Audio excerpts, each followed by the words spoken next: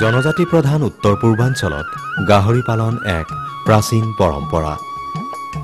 পূৰ্বতে গাহৰি পালন মূলতঃ জনজাতীয় পৰিয়ালৰ মাজতেই সীমাবদ্ধ আছিল যদিও ক্ৰমান্বয়ে সকলো সম্প্ৰদায়ৰ লোকেই গাহৰি পালন কৰিবলৈ ধৰিলে। গাহৰি মাংসৰ চাহিদা আৰু জনপ্ৰিয়তা বাঢ়ি অহাৰ ফলত পশুপালকসকলৰ মাজত গাহৰি পালনৰ প্ৰতি আগ্ৰহ বৃদ্ধি পাইছে আৰু আজি গাহৰি পালনেই হৈ পৰিছে বহু পৰিয়ালৰ স্বাৱলম্বনৰ একমাত্ৰ পথ। বৰ্তমান উত্তৰ পূৰ্বাঞ্চলত দেশৰ মুঠ গাহৰিৰ প্ৰায় 30% গাহৰি আছে। কিন্তু ইমান বেছি পৰিমাণে গাহৰি থকা সত্ত্বেও আমাৰ ৰাজ্যৰ পৰম্পৰাগত গাহৰি পালকসকল আশা কৰা ধৰণে লাভৱান হ'ব পৰা নাই। ইয়াৰ মূল কাৰণ হ'ল আমাৰ বেছিভাগ গাহৰি পালকেই নিম্ন উৎপাদনক্ষম থলুৱা গাহৰি পালন কৰাটো আৰু গাহৰি প্ৰতিপালনৰ বিজ্ঞানসন্মত দিশবোৰৰ উপযুক্ত জ্ঞানৰ অভাৱ। আমাৰ গাহৰি পালকসকলে গাহৰি পালনক এটা লাভজনক বৃত্তি হিচাপে ল'বলৈ হ'লে তেওঁলোকে উন্নত জাত যেনে হেম্পশ্বায়াৰ, লাৰ্জ ব্লেক, চেডেল বেক আদি জাতৰ গাহৰি পালন কৰিবলৈ আগবাঢ়ি আহিব লাগিব।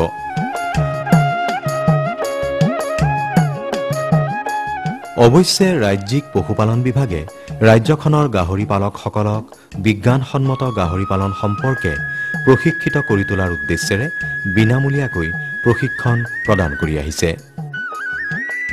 তদুপৰি অগ্ৰণী গাহৰি পালকসকলক চৰকাৰী নিৰ্ধাৰিত মূল্যত উন্নত জাতৰ গাহৰি পোৱালিও যোগান ধৰি আহিছে। এই ক্ষেত্ৰত অগ্ৰণী ভূমিকা পালন কৰি আহিছে পশুপালন বিভাগৰ খানাপাৰাত থকা মূল গাহৰি প্ৰজনন পামে। এই বিষয়ে কৈছে পামখনৰ পৰিচালক ডাক্তৰ ৰাজেন্দ্ৰনাথ ডেকাই। এই ফাৰ্মখনৰ উদ্দেশ্য আছিল আমি বাহিৰৰ পৰা আমাৰ বিদেশী জাত আমি আনি ইয়াত পুহিম, ইয়াৰ জেনেটিক ট্ৰেটছবিলাক আমি মেইনটেইন কৰি যাম, ইয়াত কোনো ক্ৰছ হ'ব আমি দিব নোৱাৰোঁ। ইয়াত 4টা জাত আছে এতিয়া বৰ্তমানত। এই 4টা জাতৰ এইটো জাতৰ লগত সেইটো জাতৰ আমি কোনো ক্ৰছ হ'ব নিদিওঁ। আমাৰ পিয়'ৰ হিচাপে আমি ইয়াক মেইনটেইন কৰি আছোঁ আৰু ইয়াৰ যিখিনি পোৱালি ইয়াত প্ৰডাকশ্যন হৈছে ইয়াৰ এইটো পিয়'ৰ ষ্ট্ৰেইন। আৰু এই গাহৰি পোৱালিখিনিৰ আমাৰ উদ্দেশ্য আছিল এইখন ফাৰ্মৰ ইয়াৰ যিখিনি মতা গাহৰি হ'ব, আমাৰ অসমৰ যিটো জাত আছে থলুৱা জাত, আমাৰ এই থলুৱা জাতটোতো আৰু ইমান ডাঙৰ নহয়। আমাৰ থলুৱা জাতটো যথেষ্ট সৰু, ইয়াৰ ওজনো কম পোৱা যায় মাংসৰ, ইয়াৰ প্ৰডাকশ্যন কম পোৱালি। সেইকাৰণে ইয়াৰ মতা গাহৰিটো নি আমাৰ অসমৰ ৰাইজে অসমৰ যিটো আমাৰ থলুৱা জাত আছিল সেইটো আমাৰ আপগ্ৰেডেশ্যন কৰাৰ ইয়াৰ প্ৰধান লক্ষ্য। আৰু সেই লক্ষ্যটো আগত ৰাখি এই ফাৰ্মখন এষ্টাব্লিছ কৰা হৈছিলে। কাৰণ আমাৰ অসমৰ বহুত কেইটা আমাৰ জনগোষ্ঠী আছে। আজি বহুত বছৰৰ পৰা অসমৰ জনগোষ্ঠীয়ে গাহৰি পালন কৰি আহিছে, কিন্তু বৰ্তমান সময়ত এতিয়া আকৌ সেই দিন নাই। এতিয়া এক্সটেনচিভ মেজাৰত সম্প্ৰসাৰণ হৈছে বহুত। গতিকে সেইখিনি কথা মই আগতেও কৈছোঁ। গতিকে ইয়াৰ মূল উদ্দেশ্য হৈছে আমাৰ ইয়াৰখিনি প্ৰডাকশ্যন কৰি আমাৰ যিটো মতা গাহৰিবিলাক ওলাব, এই মতা গাহৰিৰ পোৱালিবিলাক আমাৰ লোকেল ব্ৰিডাৰ্ছবিলাকে নি তেওঁলোকৰ জাতখিনি আমাৰ উন্নত কৰা ইয়াৰ প্ৰধান লক্ষ্য আছিল। আৰু সেইমতে আজি বহুত বছৰৰ পৰা এইখন ফাৰ্ম চলি আহিছে।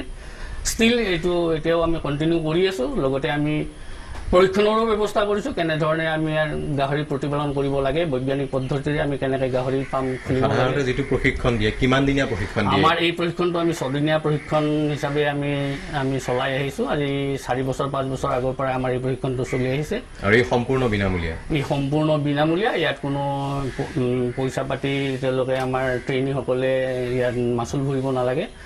আমি এখন চাৰ্টিফিকেট দিওঁ। 6 দিন ট্ৰেইনিং হৈ যোৱাৰ পিছত আমি এই চাৰ্টিফিকেটখন তেওঁলোকৰ বেংকিঙৰ ক্ষেত্ৰত, লোনৰ ক্ষেত্ৰত তেওঁলোকে যথেষ্ট সহায় কৰে। বেংকত তেওঁলোকে জমা দিব পাৰিব যে তেওঁলোকে এটা গাহৰি পালনৰ এটা প্ৰশিক্ষণ লৈছে 6 দিনীয়া, গতিকে সহায় কৰিছে। আৰু বহুত বেংকত তেনেকৈ ঋণ দিয়াৰ ব্যৱস্থা কৰিছে এই প্ৰশিক্ষণৰ ওপৰত, চাৰ্টিফিকেটখনৰ ওপৰত। আৰু আপোনালোকে গাহৰি পোৱালি যে বিক্ৰী কৰে, কিমান দিনীয়া পোৱালি বিক্ৰী কৰে আৰু সাধাৰণতে দামবিলাক কেনেকুৱা হয়? আমাৰ গাহৰি ফাৰ্মত যিখিনি পোৱালি বিক্ৰী কৰোঁ আমি 2 মাহৰ পৰা বিক্ৰী কৰা আৰম্ভ কৰোঁ। আমাৰ 2 মাহ বয়স হ'লে আমি আমাৰ ব্ৰিডাৰ্ছবিলাক আহি পাই বা ৰখি থাকে বা তেওঁলোকে এপ্লিকেশ্যনো দিছে। তেওঁলোকক কেৱল পোৱালি লাগে, আমাৰ ফাৰ্মৰ পৰা বেলেগৰ পৰা পোৱালি কিনিব মন নকৰে। যিহেতু আমাৰ ইয়াৰ বিদেশী জাত, ইয়াৰ উন্নত জাত, ইয়াৰ সঁচটো ভাল, গতিকে সকলোৰে এটা ইণ্টাৰেষ্ট এইখন ফাৰ্মৰ পৰা পোৱালি কিনা। খানাপাৰাৰ এই মূল গাহৰি প্ৰজনন পামৰ পৰা উন্নত গাহৰিৰ সঁচ নি আজি ৰাজ্যৰ বহুতো গাহৰি পালক পৰিণত হৈছে সফল গাহৰি পালকলৈ আৰু দাঙি ধৰিছে স্বনিয়োজনৰ আদৰ্শ উদাহৰণ। এনেদৰে এই পামৰ পৰা উন্নত জাতৰ গাহৰি পোৱালি নি আজি এজন আদৰ্শ গাহৰি পালকত পৰিণত হোৱা এয়া সোণাপুৰৰ যোগদলৰ বিষ্ণু বড়ো।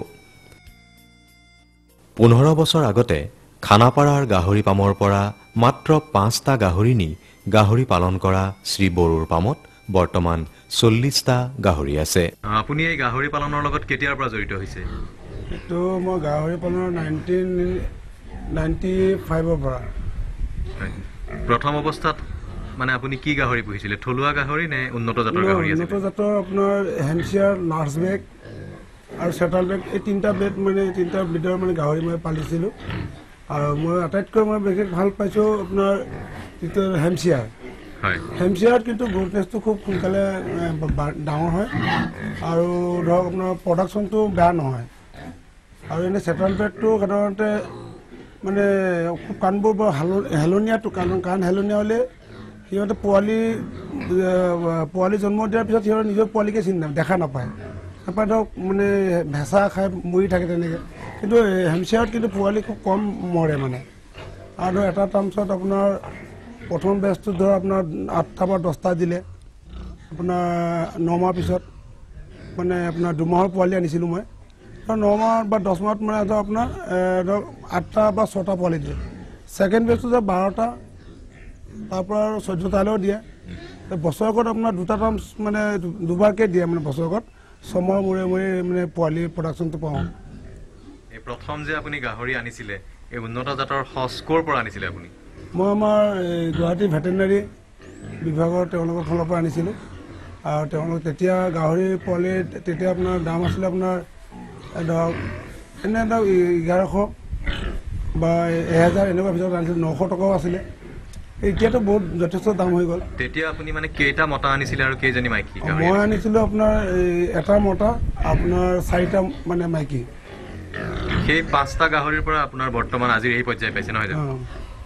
এতিয়া আপোনাৰ গাহৰি কিমান আছে আপোনাৰ পামত? এতিয়া মোৰ সৰ্বমুঠ এতিয়া মই এনেই ধৰক মানে অকল পোৱালি প্ৰডাকশ্যন কৰাই মই বিশেষকৈ গুৰুত্ব দিছোঁ। এনে ধৰক তেনেকৈ আমি ধৰক মতা গাহৰিটো সাধাৰণতে মই বিক্ৰীয়ে কৰোঁ আৰু মাইকী গাহৰি বিক্ৰী কৰোঁ। এতিয়া এনেই চাব গ'লে এনেই বেয়া নহয় আমাৰ এইটোত হেমচিয়াৰৰ যিটো প্ৰডাকশ্যনটো। হয়, আপোনাৰ মানে গাহৰি ডাঙৰ গাহৰি কিমান আছে এতিয়া আপোনাৰ তাত? এতিয়া ডাঙৰ গাহৰি আছে মোৰ এতিয়া 40টা আছে টোটেল। ইয়াৰে মাইকী কিমানজনী আৰু মতা কিমান? মাইকী আপোনাৰ ধৰ আপোনাৰ 13টা আছে। বাকী খাহী কৰোঁ। খাহী ধৰ আপোনাৰ 10টামান আছে। আৰু এনেই মতা গাহৰি এনেই হেৰি কাৰণে ৰাখিছোঁ 2টা ৰাখিছোঁ। আৰু বছৰত আপুনি এই পামখনৰ পৰা কিমান মান গাহৰি পোৱালি পায়? বছৰেকত ক'বলৈ গ'লে ধৰক আপোনাৰ 80-90টা পোৱালি পায়। আৰু বৰ্তমান ইয়াৰ বজাৰ দৰ মানে বেছিয়ে হয়। তাৰমানে 6 মাহৰ কথা মই কৈছোঁ। 6 মাহত 80-90টা মানে পাওঁ। মানে বছৰত 160ৰ পৰা 200টামান পোৱালি পায়। 200টামান পোৱালি পাওঁ। বৰ্তমান গাহৰি পোৱালিৰ বজাৰ মূল্য যিটো আপুনি কিমান 2 মাহত বিক্ৰী কৰে নে 3 মাহত কৰে? না মই 2 মাহত বিক্ৰী কৰোঁ। 2 মহীয়া পোৱালিৰ দাম কি পাই আছে বৰ্তমান? এতিয়া এনেই মই 1600-1700 টকাকৈ মানে বিক্ৰী কৰোঁ। মাজতে অলপ আপোনাৰ এই সোৱাইন ফ্লু বেমাৰটোৰ কাৰণে মানুহে গাহৰি কিনিবলৈ ভয় খালে। কিন্তু মই ইয়াত দেখিছোঁ আমাৰ তেনেকুৱা বেমাৰ তেনেকুৱাতো দেখা নাই। বৰ্তমান ঠিকেই আছে গাহৰি, কোনো বেমাৰ নাই। মই আপোনাৰ ভেটেৰিনেৰীৰ পৰা যিটো আপোনাৰ ভেকচিন দিব লাগে সেইটো মই সময়মতে দিওঁ, ভেকচিন দি আছোঁ। সোৱাইন ফিভাৰ জ্বৰ বেমাৰ যিটো সোৱাইন ফিভাৰৰ চিটাটো আপুনি নিয়মীয়াকৈ দিয়ে? এতিয়ালৈ হোৱা নাই তেনেকুৱা। আৰু তেনেকুৱা ভেকচিন দিয়াৰ পিছত মই কোনো মানে দেখা নাই তেনেকুৱা বেমাৰ এতিয়ালৈ। আৰু পেলু দৰৱ আপুনি নিয়মীয়াকৈ? পেলু দৰৱটো মই ধৰ 2 মাহৰ পোৱালি হোৱাৰ লগে লগে মই পেলু দৰৱ দিওঁ। আৰু ডাঙৰবিলাকো আপোনাৰ 6 মাহৰ মূৰে মূৰে খুৱাওঁ। আৰু পশুপালন বিভাগৰ পৰা মানে আপোনাৰ ধৰক বিভাগ বুলি ক'লে ওচৰতে পশু চিকিৎসালয়খন আছে, হয়, ইয়াৰ পৰা আপুনি কেনেধৰণৰ সহায় সহযোগিতা পাইছে? নাই, এনেই সোণাপুৰৰ যিখন আমাৰ ভেটেৰিনেৰী এইটো আছে তেখেতসকলে এনেই আমাৰ তেখেতসকলে ডক্টৰ মানে কম্পাউণ্ডৰ তেখেতসকলে আহে চাই মেলি মানে ধৰক যিখিনি ভেকচিন দিবলৈ তেওঁলোকেও দিয়ে। আৰু বাকী এনেই মোটামুটি ঠিকেই আছে। আৰু কিবা থাকিলে খবৰ দিলে আহি যায় তেখেতসকলে। আৰু গাহৰি পালনৰ কিবা আপুনি প্ৰশিক্ষণ লৈছিলে নেকি? প্ৰশিক্ষণ মই লৈছিলোঁ আৰু মোৰ পৰিবাৰো লৈছে। হয়। আৰু এই বৰ্তমানলৈকে ধৰক আপুনি প্ৰায় ইমান বছৰে গাহৰি পালন কৰি আছে, ইয়াৰ দ্বাৰা মানুহ এজন সংস্থাপিত হ'ব পাৰে নে নোৱাৰে আপোনাৰ দৃষ্টিত? নহয়, এতিয়া ঘটনা হ'ল কি, এতিয়া ধৰক মইতো ধৰক আপোনাৰ আৰম্ভণিয়ে ক'লোঁ যে মই ধৰক 5টা বা 6টা দি আৰম্ভ কৰিছোঁ। আজি 80 ষ্টেজত মই পাইছোঁ এতিয়ালৈকে। তেনেকৈ ধৰক বেংকৰ পৰা কোনো মানে ধৰক লোনৰ কাৰণে বহুত এপ্লাই কৰিলোঁ, আজিলৈকে পোৱা নাই। মাজতে এবাৰ মই গভৰ্ণমেণ্টৰ ফালৰ পৰা ছাবচিডি এটা পাইছিলোঁ, কিন্তু লাষ্টত মানে ছাবচিডি আপোনাৰ যিটো আপোনাৰ গাঁৱলীয়া বেংক যিটো মানে তেওঁলোকৰ মানে আগৰ ছাবচিডিবিলাকে গভৰ্ণমেণ্টে ঘূৰাই নিদিয়াৰ কাৰণে তেওঁলোকে দিব নিবিচাৰে। যিটো মানে লোনটো দিয়ে, লোন দিম বুলি কৈছে, কিন্তু ছাবচিডিবিলাক ৰিটাৰ্ণ নোপোৱাৰ কাৰণে তেওঁলোকে দিব নিবিচাৰে। এতিয়াও অথচ এইবাৰো মই এপ্লাই কৰিছোঁ, এতিয়াও মানে গভৰ্ণমেণ্টৰ পৰা ছাবচিডিৰ কাৰণে এপ্লাই পাইছোঁ, কিন্তু মানে বেংকে মানে ডকুমেণ্টছখিনি ঘূৰাই দিছে, তেওঁলোকে লোন দিব নোৱাৰে হেনো। বৰ্তমান শ্ৰী বড়োৱে এই গাহৰি পামখনৰ পৰা বছৰি 1.5 লাখৰ পৰা 1,80,000 মান টকা উপাৰ্জন কৰি আহিছে। বছৰেকত ধৰক উপাৰ্জন বা আপুনি যদি মাহত উলিয়ায় মোটামুটি গড়ে আপোনাৰ কিমান মান হয় উপাৰ্জন গাহৰি পামৰ পৰা? নহয়, এনে বছৰেকত চাবলৈ গ'লে দুটা টাইমছত মই বিক্ৰী কৰিলে অন্ততঃ 1.5 লাখ বা 1,80,000 মান পাওঁ মই টোটেল, অকল পোৱালি মানে বিক্ৰী কৰি। আৰু আপুনি এইটোৰ ওপৰতে আপোনাৰ পৰিয়ালটো চলাই আছে নহয় জানো? এইটোৰ লগতে মই আকৌ আপোনাৰ এই পল্ট্ৰি ফাৰ্মো আছে, ব্ৰইলাৰ, সেইটোৰ ওপৰতো নিৰ্ভৰ কৰি মানে চলি আছোঁ। আৰু মোৰ ফিচাৰীও আছে, তাৰ পৰা কিছু মানে পাওঁ। এইটোৱে মোৰ ব্যৱসায়। তথাপি আপোনাৰ যিটো বেছি অংশ উপাৰ্জন ক'ৰ পৰা হয়, গাহৰিৰ পৰা নে কুকুৰাৰ পৰা নে ফিচাৰীৰ পৰা হয়?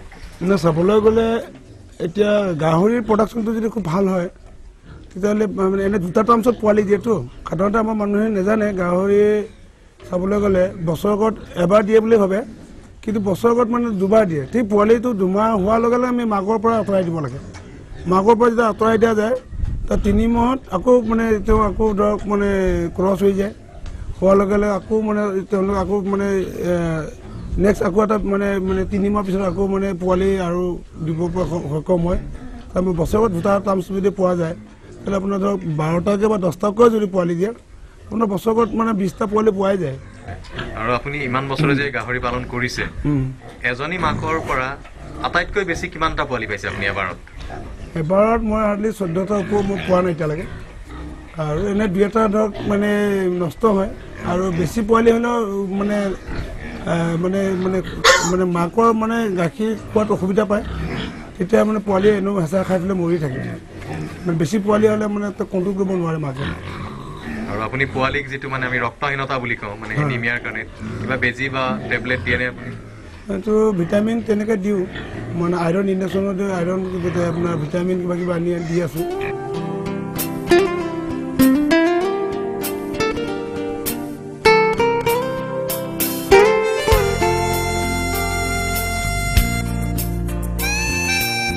বৰ্তমান শ্ৰী বড়োৱে এই গাহৰি পামখনৰ পৰা বছৰি 1.5 লাখৰ পৰা 1,80,000 মান টকা উপাৰ্জন কৰি আহিছে।